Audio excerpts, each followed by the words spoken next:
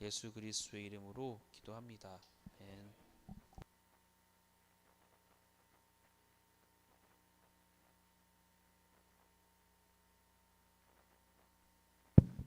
자, 오늘은 마태복음 6장 1절에서 18절까지 말씀을 보도록 하겠습니다.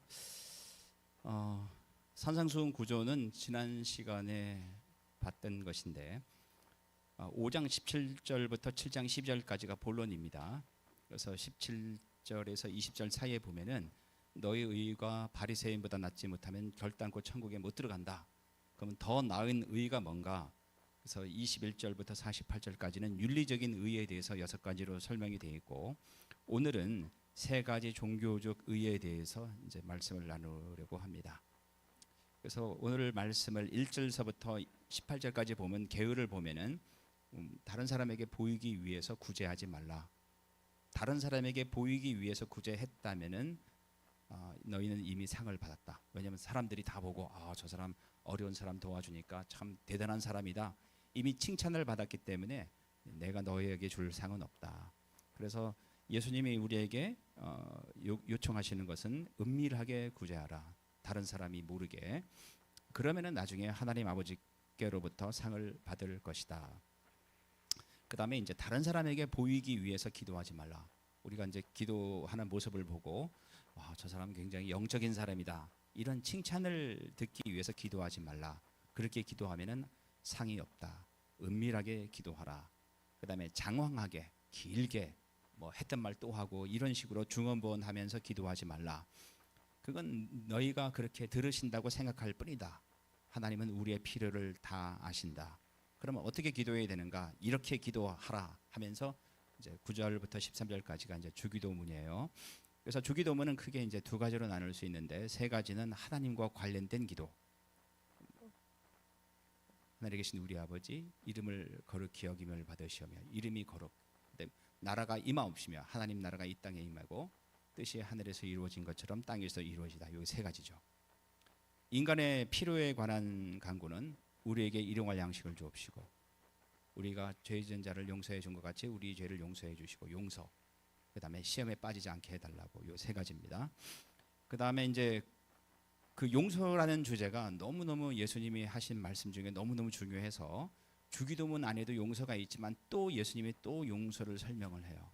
그러니까 용서는 해도 되고 안 해도 되고가 아니라 이것은 구원과 직결된다는 거죠. 그래서 용서하면 용서받는다. 용서하지 않으면은 형제의 잘못을 용서하지 않으면은 심판을 받는다는 말씀을 다시 반복을 하죠. 그 다음에 이제 제일 마지막으로 금식하지 말라. 그러니까 보이기 위해서 금식하지 말라. 금식을 하는 것은 좋지만은 아무도 모르게 금식하라. 남에게 보이기 위해서 금식을 했다면은 이미 상을 받았다. 저 사람 되게 영적인 사람이다. 이런 칭찬을 이미 받았기 때문에 하나님으로부터 받을 상은 없다. 그래서 금식을 하되 즐거운 얼굴을 유지하라. 하나님만 알게 하라. 영원한 상급을 받을 것이다. 이게 이제 오늘의 전체적인 내용입니다. 5장 20절에 더 나은 의, 너희 의가 바리새인보다 낫지 못하면 결단코 천국에 못 들어간다. 이 더 나은 의는 5장 21에서 48절에서 다른 사람들과의 윤리적인 관계에서 나타났으며, 그러니까 윤리적으로 더 나은 의를 예수님께서 설명하셨죠. 오늘의 본문인 6장 1절에서 18절에서는 하나님과의 영적 관계에서 나타난다. 그 영적 관계에서 대표적인 3가지, 구제, 기도, 금식에 대해서 예수님께서 교훈을 주고 계십니다. 1절을 다 같이 한번 읽어볼게요. 시작.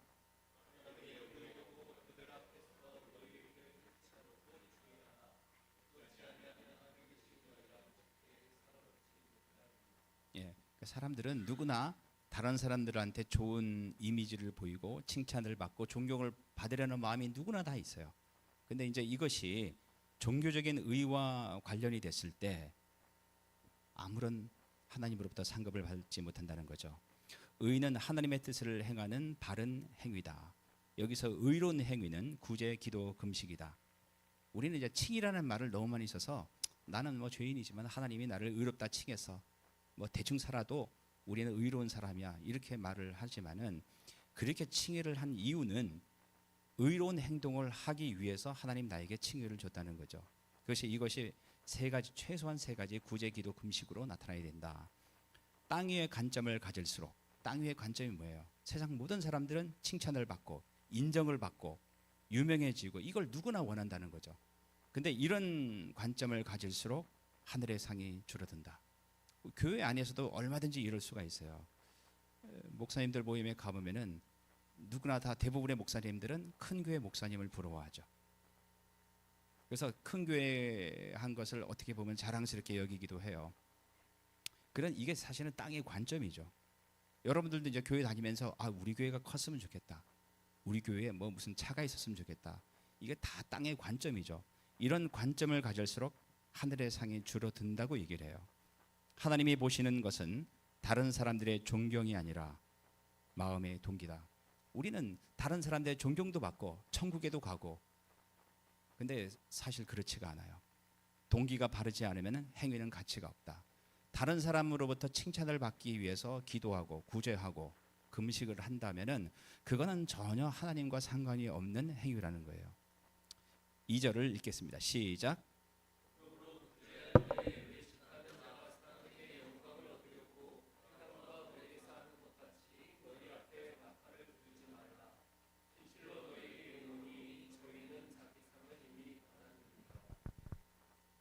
가난한 자에게 대한 구제는 구약성경이 강조할 뿐 아니라 11조도 저기 레위인과 가난한 사람들을 위해 쓰여졌잖아요. 그래서 지금 현재 뭐 11조가 있느냐 없느냐 이걸 따지기 전에 우리의 재정은 레위인과 같은 선교사들을 위해서 쓰여져야 되고 가난한 사람들을 위해서 쓰여져야 되겠죠. 유대인들도 매우 중시했던 종교적 의무였다.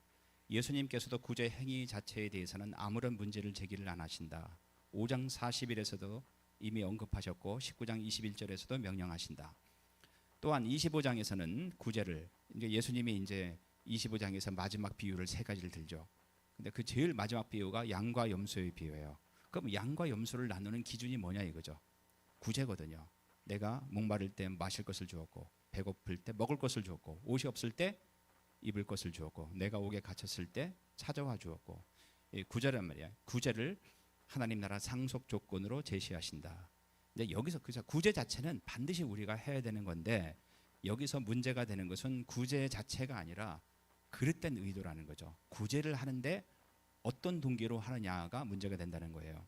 위선자들의 외식하는 자들의 구제 의도는 사람들이 하나님께 영광을 돌리도록 하는 것이 아니라 자신이 영광을 받으려는 것이다. 내가 이렇게 베풀어서 사람들로부터 와, 저 사람은 참 대단한 사람이다, 좋은 사람이다, 이런 칭찬을 받으려는 것이 이제 위선자들의 의도라는 거죠.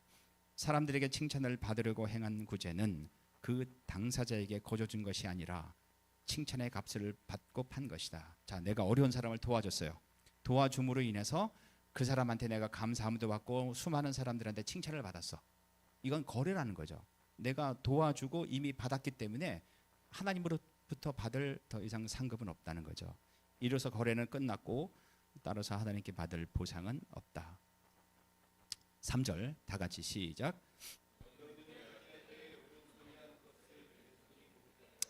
이거는 하나의 관용어죠. 어떻게 오른손이 하는 것을 왼손이 모릅니까? 은밀하게 하라는 이제 관용어 중에 하나라는 거예요.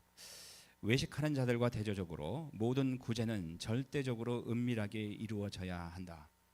이거 우리가 굉장히 주의 깊게, 우리는 하늘로부터도 뭐 상급을 받고 세상 사람들로부터 칭찬을 받으려는 욕망이 있어요.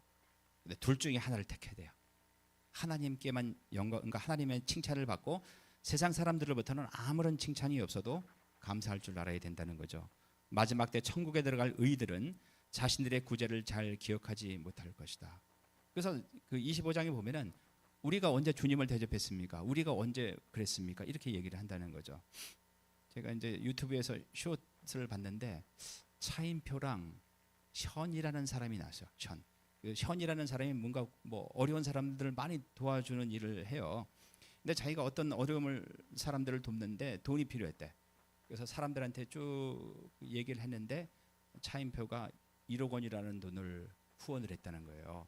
그래서 형이 그때 나를 도와줘서 내가 그때 참 좋은 일을 할 수 있었다 하니까 차인표가 뭐라고 말하냐면 내가 언제 1억 원을 줬는데도 이 사람은 잊어버린 거죠. 이게 우리의 자세여야 된다는 얘기예요. 4절 다 같이 시작.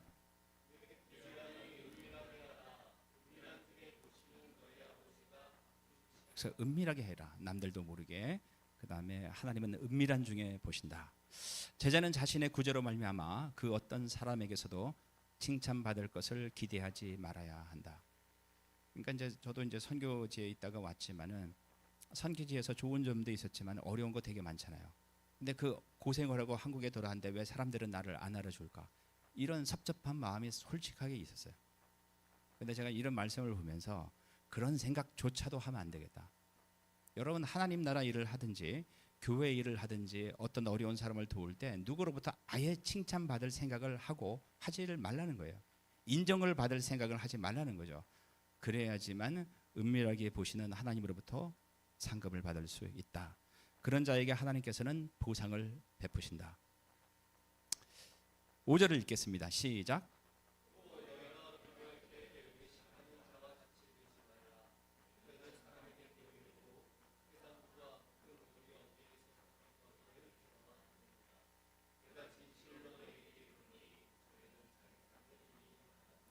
계속 반복해서 얘기하는 것은 사람에게 보이려고 칭찬을 받으려고 하지 말라는 거예요. 교회 일이나 하나님 나라 일이나 어떤 종교적인 행위라 할지라도. 그러니까 자기 상을 이미 받았다. 칭찬을 받기 위해서 기도를 했기 때문에, 칭찬을 받기 위해서 구제를 했기 때문에 사람들로부터 칭찬을 받았잖아요. 이제 그것으로 끝났다는 얘기예요. 더 이상 하나님으로부터 칭찬받을 생각을 하지 마라.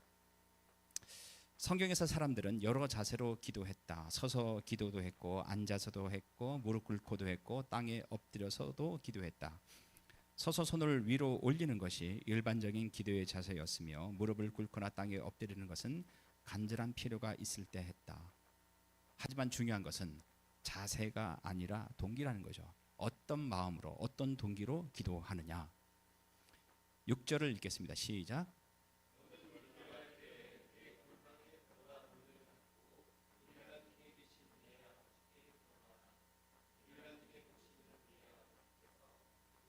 그러니까 반복되는 단어가 있죠. 사람들에게 보이려고 하지 말라. 은밀하게 보시는 하나님께 기도하라, 구제하라, 금식하라예요. 골방은 집에서 가장 내부에 있는 사적인 공간으로 창고로도 사용되는 방이었다. 그러니까 예수님 당시의 방은 보통 한 개였대요. 근데 조금 잘 사는 집은 방이 두 개야. 근데 방 하나는 창고 용도로 쓰였다는 거죠. 곡식 창고. 그래서 유일하게 시건 장치가 있는 것이 그런 골방이었대요. 그 골방에 들어가서 기도하라는 거죠. 제자는 사람들에게 보이기 위한 위선자들의 기도의 모습과는 대조적으로 은밀해야 한다. 그러한 제자의 기도를 하나님은 들으신다. 외식하는 자들의 문제는 하나님께 기도하면서도 은밀하게 계시는 하나님을 인식하지 못한 채 눈에 보이는 사람들만 인식하며 그들에게 보이려고 기도한다는 점이다. 우리가 사실은 대표 기도할 때도 자꾸 사람들이 신경 쓰이죠.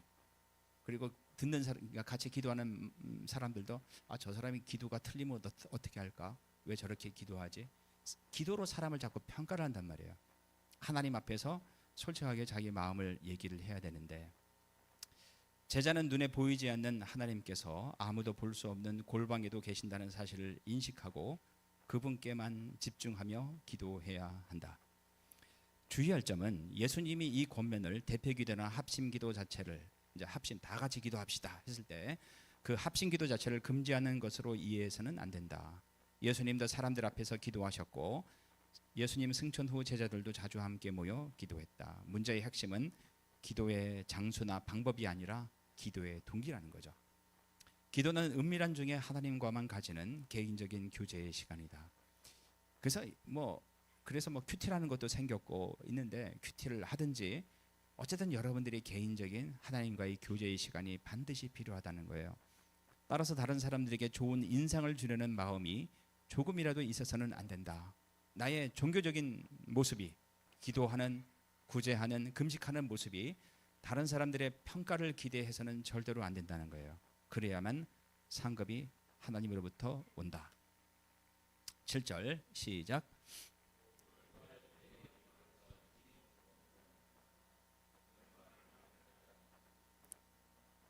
그러니까 중원부원이 뭐냐 이거죠. 일단 힌트는 말을 많이 해야 듣는다. 5분 기도하면 안 들어주고 1시간 기도하면 들어준다. 그러니까 이런 생각이 잘못된 생각이라는 거죠. 중언부언하는 기도는 끝없는 반복과 의미 없이 횡설수설하는 긴 기도를 하면 들으실 것이라고 생각하며 하는 기도다. 그러니까 우리 속담에 그런 거 있죠. 지성이면 감천이다. 그래서 악착같이 주님을 붙들고 하면은 들어준다. 제가 학교 다닐 때는, 그러니까 고등학교가 아니라 대학교 때죠. 산에 가서 기도하는 게 좀 유행이었었어요. 그래서 한 6, 7시쯤 저녁 먹고 올라가서 한두 시에 내려오고, 그래서 되게 뭐 소나무를 붙들고 기도하고 막 그랬어요. 그럼 소나무를 얼마나 뽑았냐가 그 사람의 영적인 뭐랄까 지표가 됐죠. 소나무를 뽑으면서 무슨 기도를 하겠습니까? 거의 하나님을 협박하는 기도예요. 이거 해주시면 하겠습니다. 하나님을 조정하려는 자기 중심적인 기도라는 거죠. 이게 이방인의 기도라는 거예요. 그래서 여러분들이 기독교 서적이라고 다 보면 안 되고요. 뭐 하나님의 보좌를 움직이는 기도, 이런 책은 절대로 사면 안 돼요. 그거는 성경적인 기도가 아니에요. 이방인들은 구하기도 전에 그들의 필요를 알고 계시는 하나님을 신뢰하는 대신에 자신들의 많은 말로 그분을 설득하려 했다. 하나님의 계획이 있는데 하나님 반드시 이걸 해주셔야 됩니다. 그래야지 이게 됩니다. 하나님보다 자기가 위에 있는 거죠. 사실 기도는 하나님과의 교제고 자기 자신이 하나님 앞에서 한없이 낮아지는 거고 하나님의 뜻에 자기를 순복하는 거고, 그게 기도의 본질인데 자기 욕심을 채우기 위해서 하나님을 움직이는단 말이에요. 그래서 하나님이 웬만하면 잘 안 움직이니까 더 오래 기도하고 더 세게 기도해야지 움직인다. 이런 생각들이 이제 이방인들의 기도의 방법이라는 거죠. 심지어 그들은 기도를 자신들의 필요를 채워주는 하나님을 압박하는 수단으로 이해했다. 그래서 이제 초신자에게 그냥 뭐 기도 모임에 무조건 참석하는 것이 좋은 것은 아니에요. 왜냐하면 우리는 기도할 때 불교에서 하는 기도, 이슬람에서 하는 기도 그런 거 다 안단 말이에요. 여러분, 저도 이제 베트남에 있었지만은 구정 때가 되면 다 절에 가요. 그럼 절에 가서 뭐 기도합니까? 제가 학생들한테 물어봤어. 거의 국가와 민족을 위해서 기도하는 사람은 한 사람도 없고 전부 다 가족의 건강, 그 다음에 재물, 이것 때문에 기도한다고. 만일에 교회 와서 여러분들이 그것만을 위해서 기도한다면은 불교 믿는 사람이랑 무슨 차이가 있어요? 그들의 문제는 동일한 내용을 반복하거나 길게 기도하는 것 자체가 아니다. 문제의 핵심은 하나님에 대한 잘못된 이해에 있다. 그들은 무의미한 빈말이라도 길게 늘어놓으면은 하나님께 응답받는 줄로 생각했다. 하지만 이러한 기도는 미신적인 것으로 하나님에 대한 그릇된 이해에서 비롯된다. 8절을 읽겠습니다. 시작. 그러므로 저희를 본받지 말라. 구하기 전에 너희에게 있어야 할 것을 하나님 너희 아버지께. 필요한 걸 다 달라고 해야지 주시는 게 아니라 하나님은 이미 알고 있다는 거죠. 이방인들처럼 그런 걸 자꾸 구하지 말라는 거예요. 제자들은 기도할 때 먼저 자신들의 기도를 들으시는 하나님께서 어떤 분이신지 올바로 인식해야 한다. 무엇보다 그분은 제자들의 아버지다. 아버지란 자녀들의 필요를 누구보다 신실하게 채워준다. 그래서 사실 여러분들이 오늘까지 왔을 때 그 모든 것들이 여러분이 기도해서 여기까지 왔느냐? 그거 아니죠. 여러분의 기도와 상관이 없이 하나님께서 여러분들의 아버지가 돼서 여기까지 인도했다는 얘기예요. 따라서 제자들은 하나님 아버지의 능력과 신실하심을 절대적으로 신뢰하고 기도해야 한다. 또한 하나님은 자녀가 구하기 전에 무엇이 필요한지를 아시는 분이다. 사실은 우리는 우리 자신이 뭐가 필요한지 모르고 구하는 경우가 많아요. 근데 하나님은 우리가 어떤 것들이 필요한지를 나보다 더 정확하게 아신다. 그렇다면 제자들은 자신의 필요에 대한 정보를 그분께 낱낱이 알려드릴 필요가 없다. 뭐 다음 달까지 뭐 이자를 내야 됩니다. 뭐 해야 됩니다. 다 안다는 얘기예요.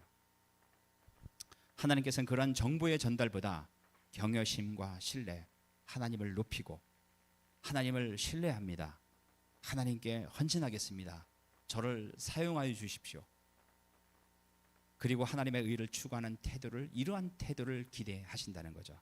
따라서 제자의 기도는 하나님께 정보를 제공하는 수단이 되는 것이 아니라 그분의 뜻에 순종하려는 강력한 열망의 표현이 되어야 한다. 9절 다 같이 시작. 그러므로 너희는 이렇게 기도하라. 그러면 어떻게 기도해야 되는가? 이렇게 기도하라. 이런 방식으로 기도하라는 뜻이라는 거죠. 이런 형식으로 기도해라. 주기도문을 외워서 그것만 달달달달 반복해라는 의미가 아니라 주기도문처럼 기도하라는 얘기예요. 따라서 주기도문은 기계적 기도문이 아니라 본이 되는 기도의 방법을 의미한다. 하늘에 계신 우리 아버지여. 전반부의 새 강구들은 하늘에 계신 우리 아버지 이름이 거룩히 여김을 받으시며 나라가 임하옵시며 뜻이 하늘에서 이루어진 것처럼 땅에서도 이루어진다. 이 세 강구들은 모두 하나님께 초점이 맞추어져 있다. 제자의 기도는 이처럼 하나님 중심적이어야 한다. 기도할 때 여러분들은 하나님께 초점을 맞추고 하나님의 영광과 그죠? 하나님의 높임과 하나님의 나라를 기도하기 전에 당장 나의 필요만을 구하진 않는가? 이거는 예수님이 가르치신 기도의 모범이 아니라는 거죠. 이것은 자신의 필요에 초점을 맞추는 이방인들의 자기 중심적 기도와 좋은 대조를 이룬다. 신앙생활은 크게 두 가지로 볼 수 있어요. 하나는 자기가 중심이 돼서 이 세상을 살아가는데 하나님은 어떤 분이에요? 내가 내 인생을 살아가는데 어려울 때마다 도와주는 분이에요. 그러니까 어려울 때마다 간구하고 도움을 받고. 그러면 이런 사람의 삶의 주체는 누굽니까? 나죠. 내가 이 세상을 살아가는데 하나님은 어떤 분이에요? 어려울 때마다 도와주는 분이에요. 하나님은 어떤 분이신가? 이 세상에 천지를 창조하시고 이스라엘 민족을 택하시고 그죠? 예수님을 이 땅에 보내시고 십자가 부활을 통해 인간의 죄를 사하고 하나님 나라를 이 땅에 시작하셨고 그 하나님 나라를 통해서 모든 백성들이 모든 죄인들이 하나님 앞에 나와서 구원을 받고 그리고 나중에 예수님의 재림하면서 악의 세력은 멸망은 당하고 하나님 나라가 완성이 되고 이게 커다란 하나님의 계획이에요. 이 계획 속에 하나님께서 나를 동역자로 부르셨다. 하나님께서 나를 백성으로 부르셨다.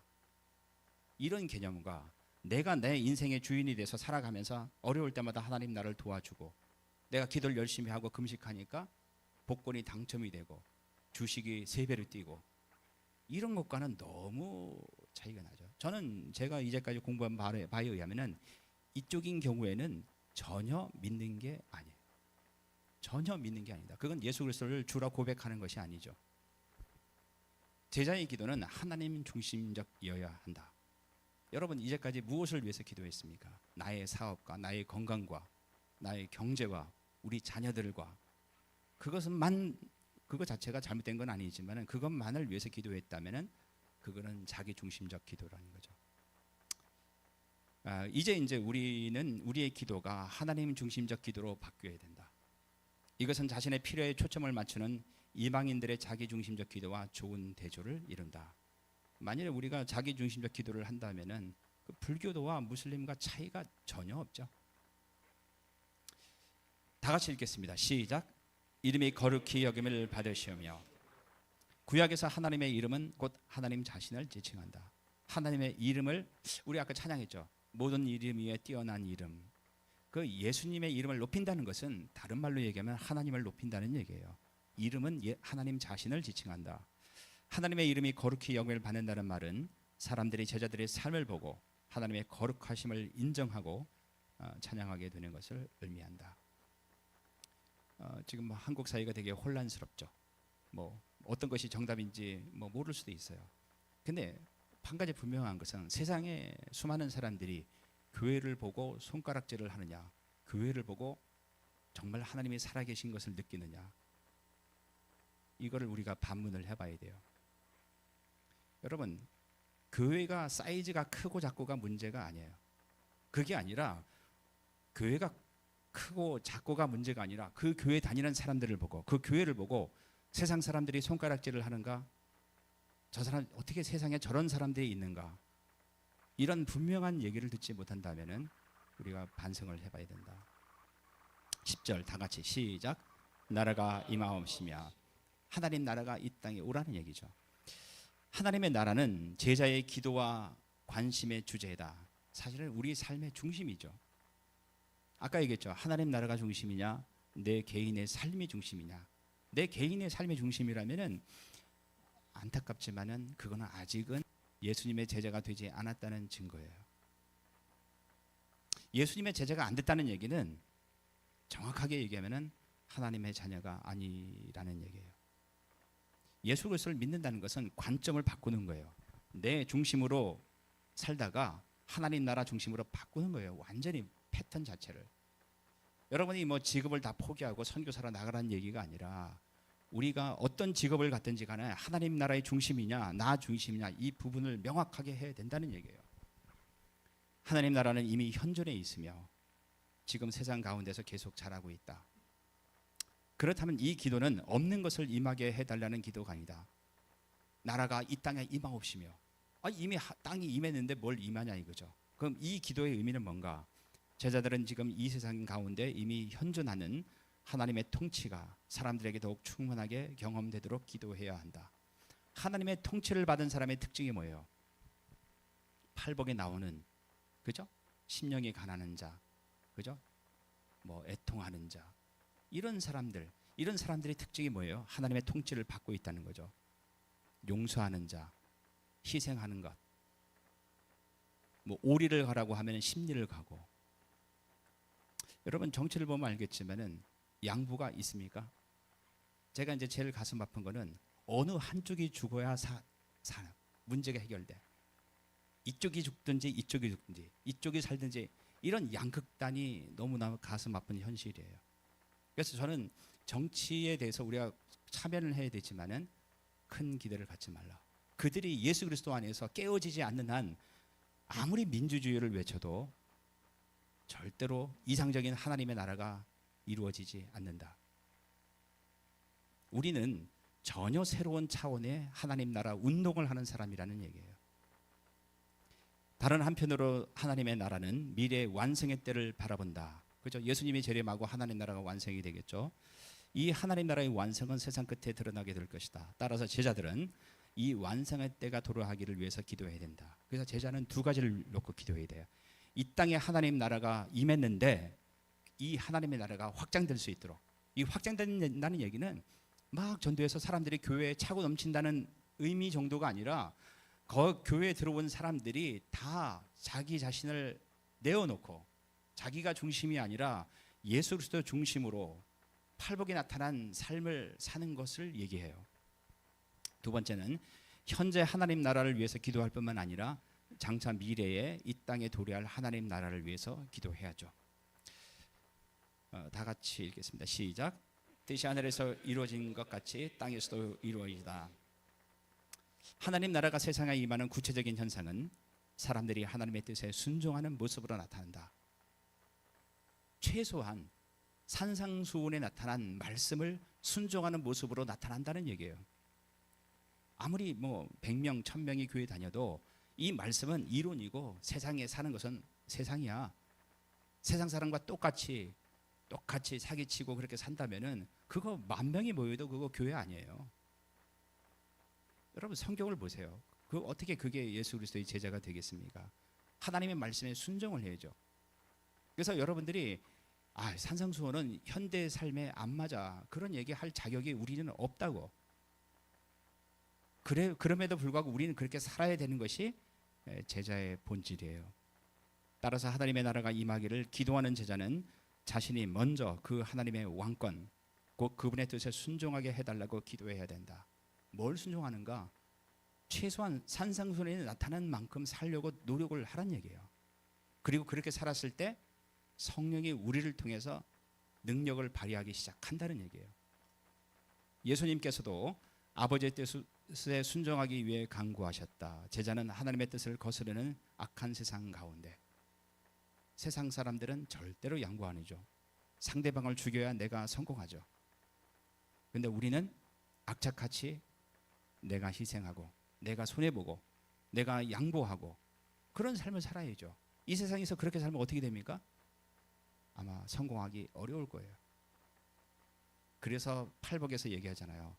애통하는 자가 복이 있다. 심령이 가난한 자가 복이 있다. 근데 만일에 교회에서 여러분 예수님 잘 믿으면 다 부자 됩니다. 다 건강합니다.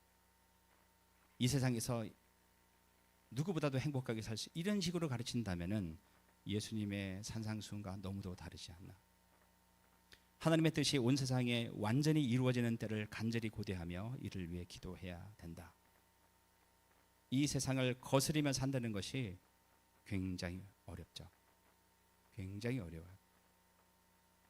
그래서 예수 그리스도를 믿는다는 것은 결코 쉽지 않죠. 그래서 초대교회 사람들은 목숨을 걸고 믿음을 지켰죠. 우리는 목숨까지 걸진 않잖아. 예수 믿는다고 죽이진 않잖아요. 그래서 죽이지 않다 보니까 너무 세상에 동화돼서 주일날 교회 오는 것 외에는 세상 사람들과 똑같은 가치관으로 세상을 살아간단 말이에요. 그러니까 세상 속에서 빛과 소금의 역할을 전혀 감당하기가 어렵죠. 11절 다 같이 시작. 오늘날 우리에게 일용할 양식을 주옵시고. 우리가 우리 자신을 위해서 기도해야 되는 것 중에 하나가 이거예요. 일용할 양식을 달라고 기도하는 거예요. 근데 우리는 일용할 양식으로는 안 되죠. 평생 먹을 것을 주십시오.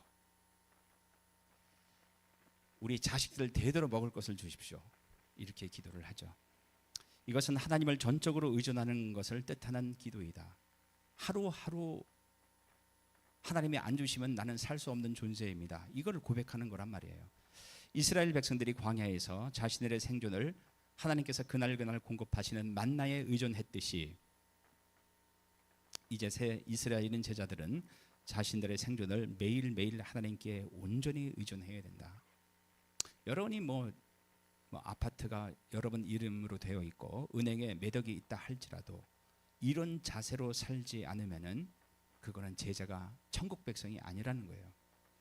따라서 이 기도는 자신의 삶이 전적으로 하나님의 손에 달려 있다는 고백과 하나님께서 우리의 필요를 그날 채워주신다는 신뢰의 표현이다. 12절 다 같이 시작. 우리가 우리에게 죄 지은 자를 사여 준 것 같이 우리의 죄를 사여 주옵시고. 이 기도의 핵심은 용서받은 경험을 통하여 우리가 하나님으로부터 용서를 받았잖아요. 그 죄 용서받은 경험을 통하여 우리의 심령이 변화되어야 하며 변화되어야 한다는 것보다는 사실 변화됐죠. 우리가 하나님의 마음을 아프게 한 것보다 훨씬 덜 우리의 마음을 아프게 하는 사람들을 기꺼이 용서해야 한다는 것이다. 우리가 죄 때문에 하나님의 마음을 너무너무 아프게 했죠. 근데 사실 우리의 마음을 아프게 하는 것은 우리가 하나님께 아프게 한 것보다 비교할 수 없죠. 근데 그것조차 우리가 용서를 못한다는 거예요. 하나님의 사랑은 우리를 변화시킬 뿐 아니라 우리에게 다른 사람을 용서할 수 있는 능력을 주신다. 그래서 여러분들의 인생을 하나님께 맡기고 예수님을 나의 구주 나의 왕으로 영접을 했다면은 이미 여러분 안에는 다른 사람을 용서할 수 있는 능력이 있다는 말이에요. 예수님의 용서할 줄 모르는 종의 비유, 이게 이제 마태복음 18장이 나오죠. 의하면은 첫째, 인간의 용서보다 하나님의 용서가 앞선다. 인간의 용서는 하나님의 앞선 용서에 대한 마땅한 반응으로 기대된다. 내가 용서를 받았기 때문에 너무나 큰 빚을 졌는데 그걸 탕감받았기 때문에 작은 빚을 진 다른 사람을 용서할 수 있다는 거죠. 용서의 크기에 있어서 하나님의 용서는 인간에게 기대되는 용서와는 비교할 수 없을 정도로 크다. 이처럼 비교할 수 없이 큰 용서의 은혜를 받은 제자는 다른 동료를 용서하는 것이 당연하다. 하나님의 그 놀라운 용서의 은혜에도 불구하고 다른 사람을 용서하지 못한다면 하나님의 용서를 무시하는 결과를 낳는다. 우리는 이제 그런 얘기를 많이 하죠. 인간이기 때문에 뭐 다 용서 못하는 거 당연한 거 아니야? 그거는 과연 믿는 것이라고 얘기할 수 있는가? 결국 그러한 사람들은 하나님의 용서를 기대할 수 없는 가짜 제자들로 판명될 수밖에 없다. 제 얘기가 아니라 성경의 얘기예요. 여러분들이 끝까지 여러분의 마음을 아프게 한 사람을 마음에 담아두고 있다면은 물론 사람에 따라서 그게 하루가 될 수도 있고 어떤 사람은 뭐 몇 개월이 될 수는 있겠죠. 근데 그걸 해결하지 못한다면은 그거는 가짜 제자란 얘기예요. 가짜 제자는 천국에서 만날 수 있다는 보장이 없다는 얘기예요. 그에 반해 하나님의 절대적 용서의 은혜를 받고서 다른 사람들을 용서하는 제자들은 자신들의 모든 죄를 하나님 앞에 가지고 나아가 사죄의 기도를 할 수 있는 특권을 누린다. 다른 사람 용서했기 때문에, 인간이기 때문에 살다 보면은 화를 낼 수도 있고 실수할 수 있단 말이야. 근데 다른 사람을 용서했기 때문에 하나님 용서해 주십시오라고 우리가 기도할 수 있게 된다는 얘기죠. 13절 다 같이 시작.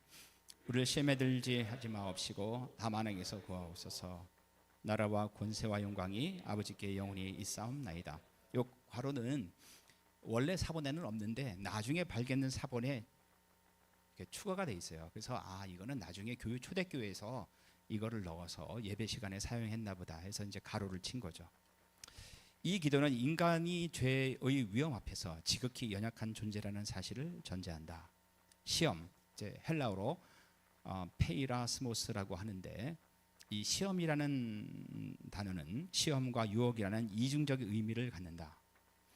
하나님은 긍정적인 목적을 위해 그의 백성을 시험하지만 부정적인 목적을 위해 그의 백성을 유혹하지는 않으신다. 본문의 시험은 시험의 긍정적 부정적 성격과 상관없이 모든 종류의 시험 앞에서, 그러니까 시험과 유혹 앞에서 제자 자신의 연약함을 인정하는 것이다. 우리는 하나님이 우리에게 주시는 시험과 사탄의 유혹과 이 모든 앞에서 이길 만한 사람이 없다는 거예요. 그러니까 자신의 연약함을 인정하라는 거예요. 제자는 모든의 영적 위험 앞에서 자신의 연약함을 인정하고 하나님께 절대적으로 의존하는 자세로 나아가야 한다. 그래서 우리가 연약함을 인정하고 유혹과 시험에서 이길 수 있도록 하나님께 기도하는 것이 주기도문에서 하시는 말씀이라는 거죠. 따라서 제자는 시험에 직면할 때, 유혹에 직면할 때 스스로 이길 수 있다는 자신감을 가져서는 안 되고 오직 하나님께만 의지하여 그분의 도움을 기도해야 한다. 뭐 교회를 오래 다니면은 뭐 성경을 10번 읽으면은 이길 수 있냐?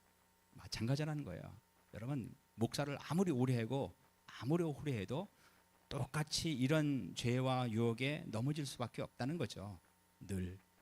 그래서 우리는 하나님께 도우심을 기도해야 된다. 후대 사본들은 나라와 권세와 영광이 아버지께 영원히 있사옵나이다. 아멘을 추가했다. 14절 시작. 너희가 사람의 과실을 용서하면 너희 천부께서도 너희 과실을 용서하려니와 너희가 사람의 과실을 용서하지 아니하면은 너희 아버지께서도 너희 과실을 용서하지. 주기도문에서도 분명히 용서에 대해서 나왔는데 또 14, 15절에 나오죠. 그리고 마태복음 18장에는 아예 한 장 전체를 통해서 용서에 대해서 말씀을 해요. 여러분, 용서는 하면 좋고 안 해도 되고 그게 아니라 우리의 구원과 직결되는 문제란 얘기예요. 초대교회는 예배보다 공동체의 조화를 우선시했다. 그래서 예배 드리다가 형제에게 원망 들을 말 있으면 빨리 가서 해결하고 와라 이렇게 얘기한 거예요. 하나님 나라 백성들 사이의 바른 관계는, 성도들 사이의 바른 관계는 너무도 중요하다. 너무너무 중요해요. 그것은 주님을 따르는 일의 핵심이래요. 핵심. 서로가 사랑하고 용서하고 이해하고 격려하고 배려하고, 이것이 예수님을 따르는 것의 핵심이란 얘기예요.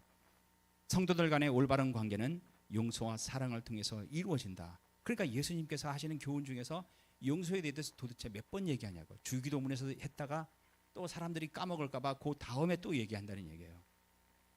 제자가 공동체 내에서 다른 사람과의 관계에 문제가 있다면 공동체까지 넓히기 전에 사실 저도 대단한 사람은 아니지만은 자기 부인과 자기 남편과의 문제도 마찬가지예요. 문제가 있다면 그것은 근본적으로 하나님과의 관계가 잘못되었기 때문이다. 저 사람이 내 마음을 상처를 줘서 내가 그 사람을 미워해요. 마음속에 한을 품고 있다고. 그러면 그것은 내가 하나님과의 관계가 올바르지 않다는 증거라는 거죠. 용서하지 않고 마음의 원망과 원한을 품고 살아가는 것은 성령이 계시지 않는 분명한 증거다. 16절 다 같이 시작. 금식할 때에 너희는 외식하는 자들과 같이 슬픈 기색을 내지 말라. 저희는 금식하는 것을 사람에게 보이려고 얼굴을 흉하게 하느니라. 내가 진실로 너희에게 이르노니 저희는 자기 상을 이미 받았다. 내가 금식하는 것을 티를 나게 한단 말이에요. 세수도 안 하고 머리도 안 감고 나 금식한다. 사람들이 와 대단한 사람이다. 이미 칭찬을 받았기 때문에 하나님께 받을 상이 없다는 얘기예요. 구제나 기도의 경우처럼 예수님은 제자들이 금식하는 것을 당연한 사실로 전제한다. 예수님의 교훈을 금식을 하느냐 안 하느냐가 아니라 어떻게 하느냐에 관한 것이다. 동기가 뭐냐 이거죠. 예수님은 광야에서 시험 받으실 때 금식하셨다. 사도행전에 나타난 초기 기독교인들은 금식을 행했다. 그럼에도 불구하고 바울 서신에서 금식에 관한 교훈이나 언급이 전혀 나타나지 않았다는 점은 초대교회 안에서 금식이 그리 중요한 역할을 하지 않았음을 보여준다. 물론 제가 이제 시간이 돼서 금식에 대해서 더 공부한 다음에 한번 또 말씀을 전하도록 할게요. 그에 반해 바리새인들은 한 주에 2번씩 자발적으로 금식했다. 예수님은 금식 행위 자체가 아니라 금식하는 방식과 목적을 문제 삼으셨다. 17절 읽겠습니다. 시작. 너는 금식할 때에 머리에 기름을 바르고 얼굴을 씻으라. 이는 금식하는 자로 사람에게 보이지 않고 오직 은밀한 중에 계신 내 아버지께 보이게 하려 함이라. 은밀한 중에 보시는 내 아버지께서 갚으시리라. 제자는 금식할 때 자신이 금식하는 것을 사람들이 전혀 알아차리지 못하도록 자신의 외모를 최대한 평상시와 동일하게 유지해야 한다. 서로 이렇게 얼굴을 보세요. 금식하는 것처럼 보입니까? 근데 금식하는 사람이 있을 수 있다는 거죠. 아주 잘하고 있다는 거예요. 이처럼 사람들이 알지 못하도록 금식해야 하는 이유는 금식은 사람들에게 보이려고 하는 것이 아니라 하나님 아버지 앞에서 하는 것이기 때문이다. 지금까지 내용을 이렇게 한마디로 요약하면 그거예요. 외식하지 말라는 거죠. 사람에게 보이려고 하지 말라는 거죠. 사람에게 보이려고 남 도와주고 사람에게 보이려고 나는 내 돈이 없는데 이거 참 이거 헌금 안 하면은 사람들이 어떻게 생각할까? 뭐 그런 것 때문에 헌금하고 그러지 말라는 거예요. 그래서 우리는 누가 헌금해 낸 거 얘기 안 하잖아요. 옛날에 제가 고등학교 때인가 저는 이제 천안에서 고등학교를 나왔는데 모모 감리교회라고 있어요. 지금도 있는데 그 교회에 갔는데 그때 이제 그 성가대 지휘자가 우리 후배였다고. 내가 이제 가르쳤던 충남대 성악과 나온 친구인데 목사님이 그랬어요.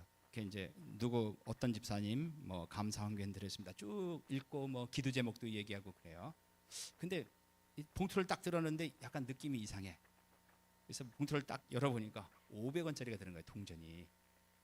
그러니까 목사님이 들고 이거 누가 했냐고.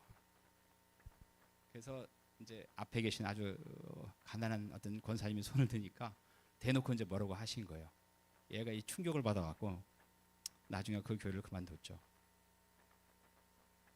그래서 교회에서 누가 11조를 했다, 뭐 했다 이거 밝히는 건 이렇게 바람직하지 않은 것 같아요.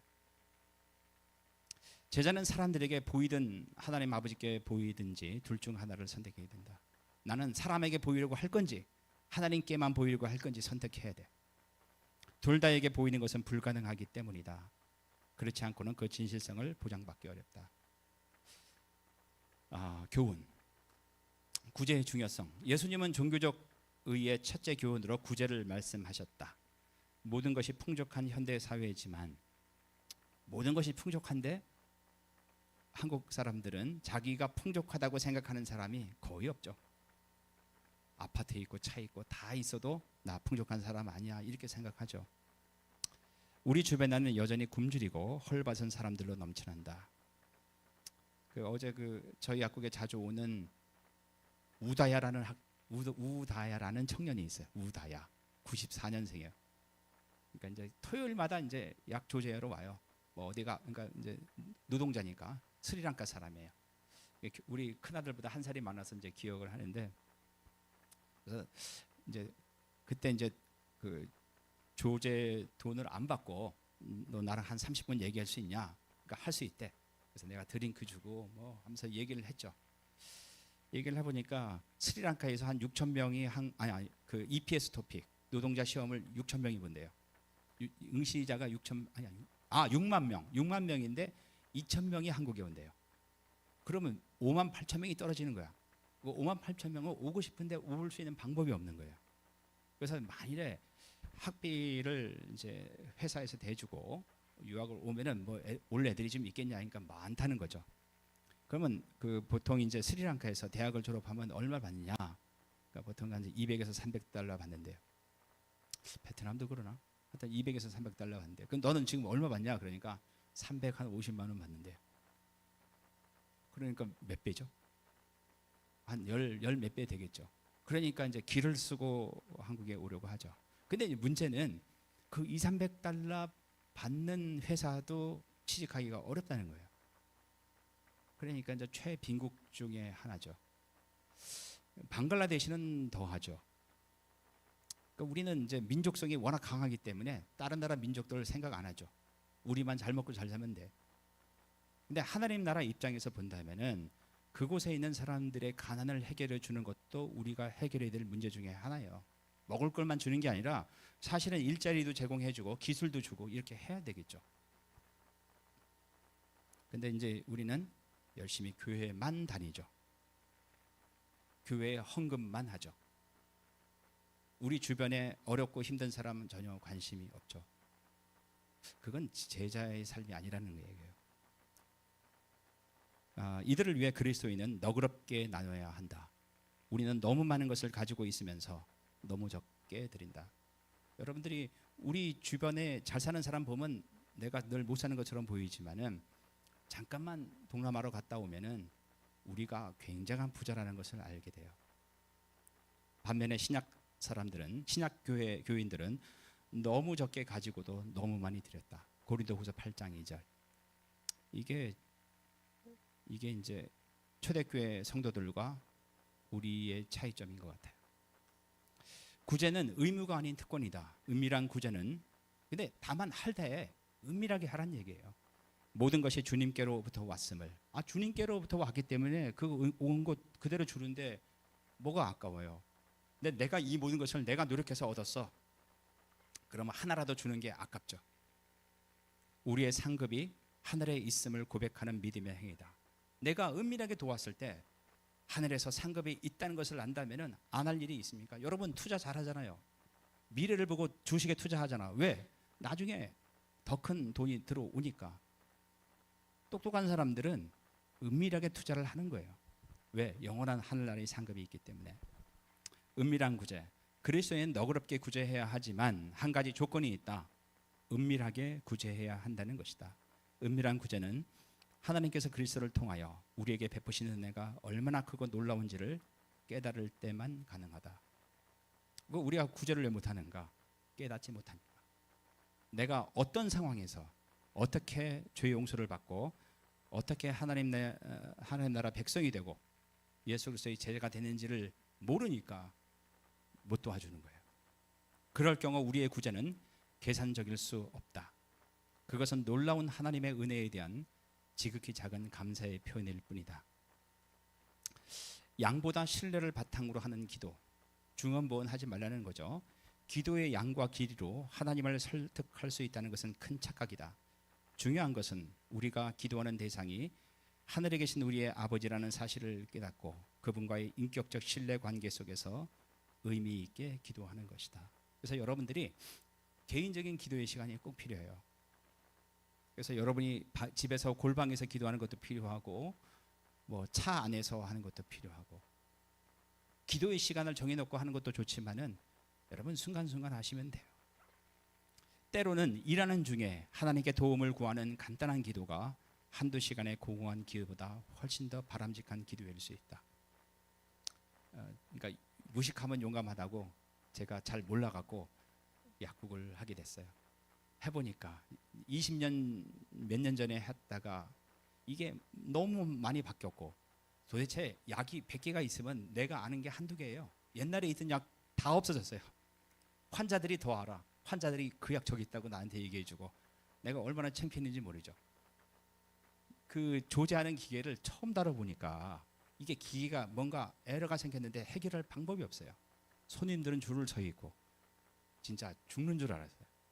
3년 동안. 그럼 그때마다 이거를 해결한 거는 기도밖에 없죠. 진짜 그때는 정말 간절하게 기도했던 것 같아요.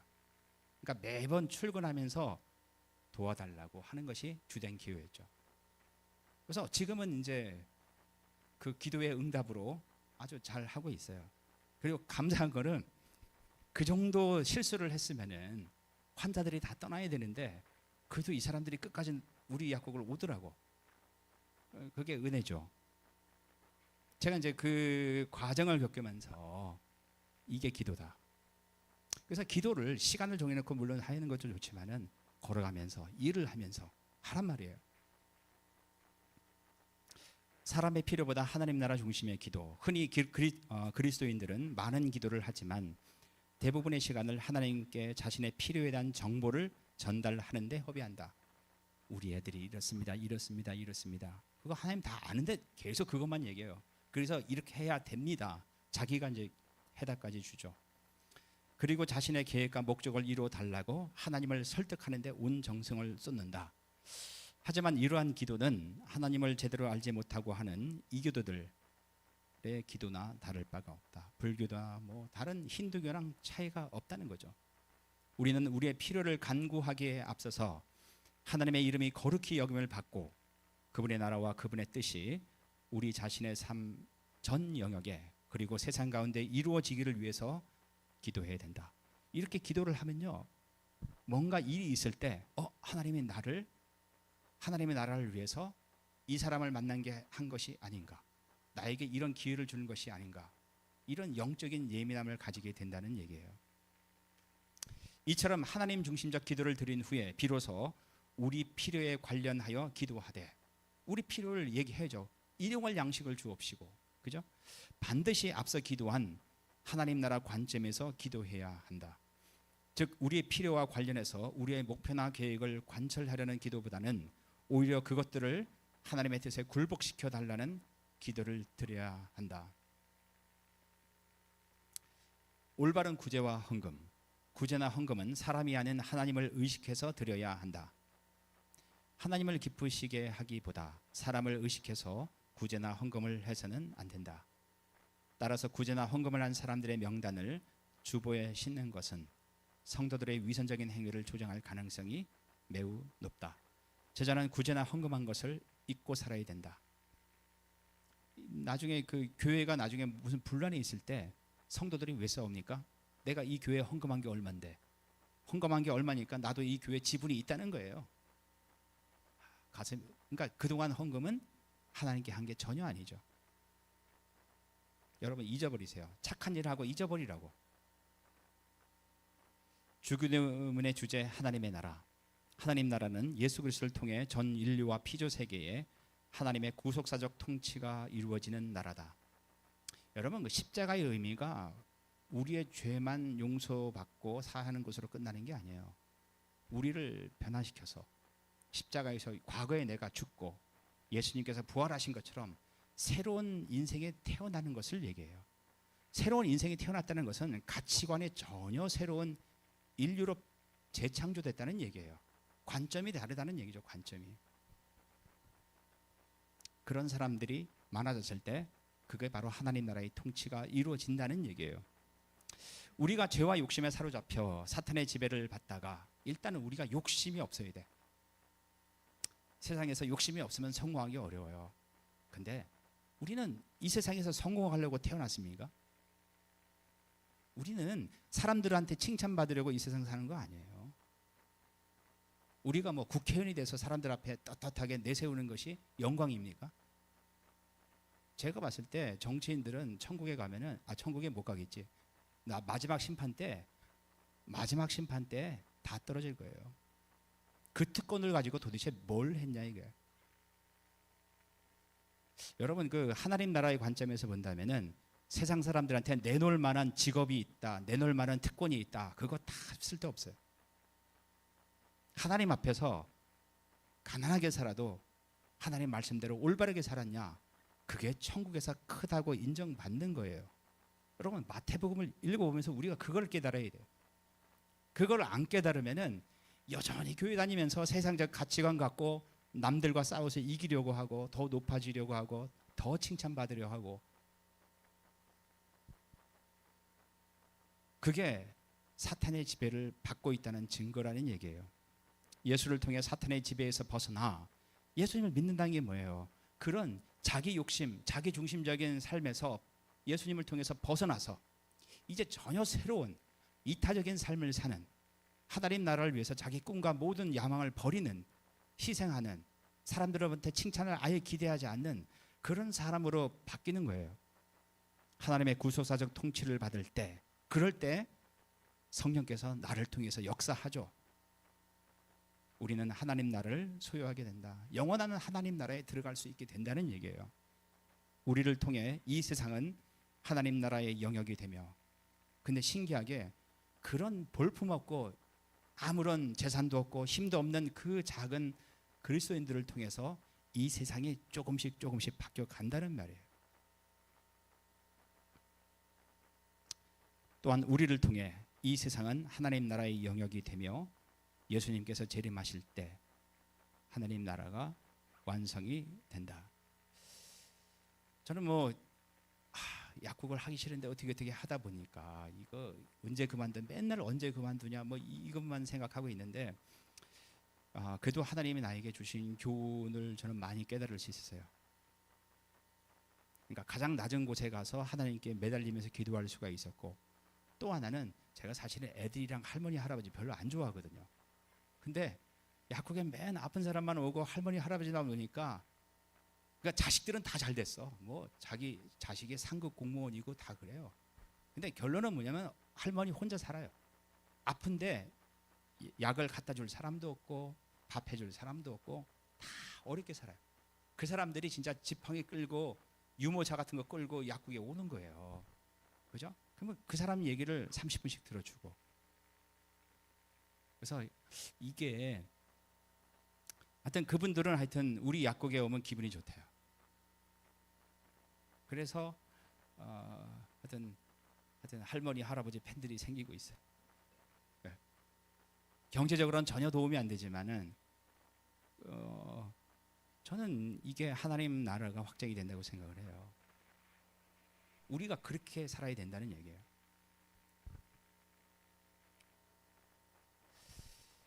예수님이 하나님의 아들로서 이 세상에 오셨기 때문에 저 하늘 보좌에만 계신 게 아니라 우리 곁에 왔단 말이에요.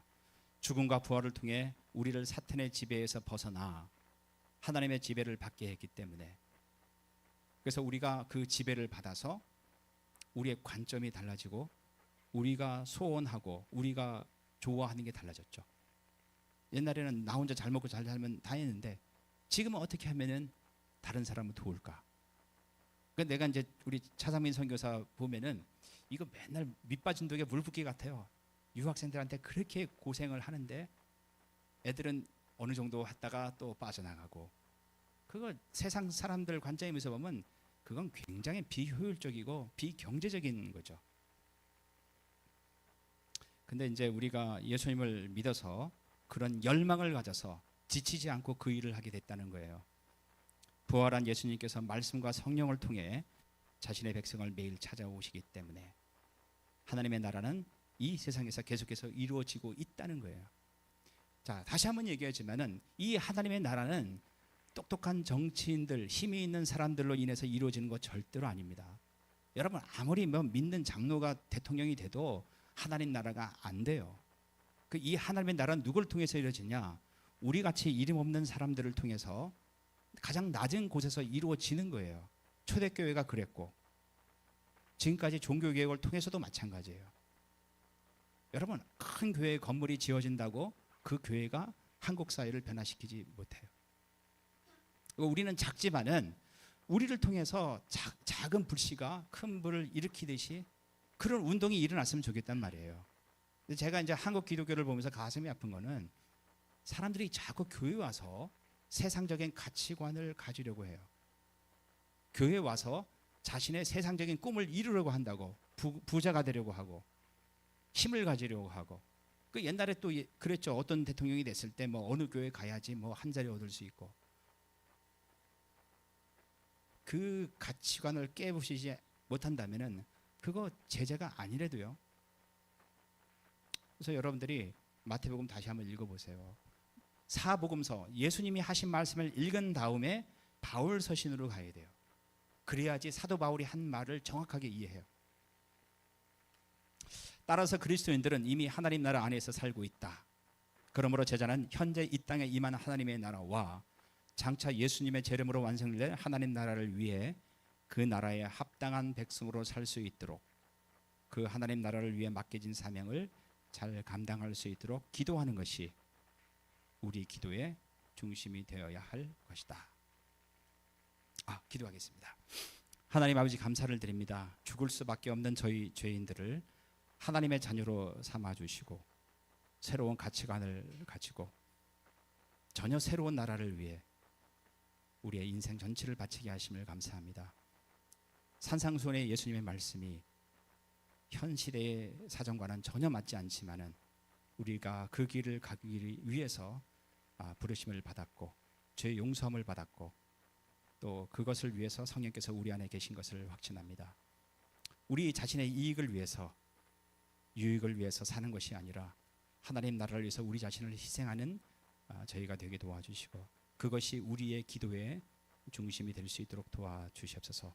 비록 저희 아름다운 허브교회가 이름도 없고 작은 교회지만은 저희 작은 교회를 통해서 이 땅에 하나님의 말씀이, 하나님의 사랑이 퍼져나갈 수 있도록 주님, 부족한 저희들을 사용하여 주시옵소서.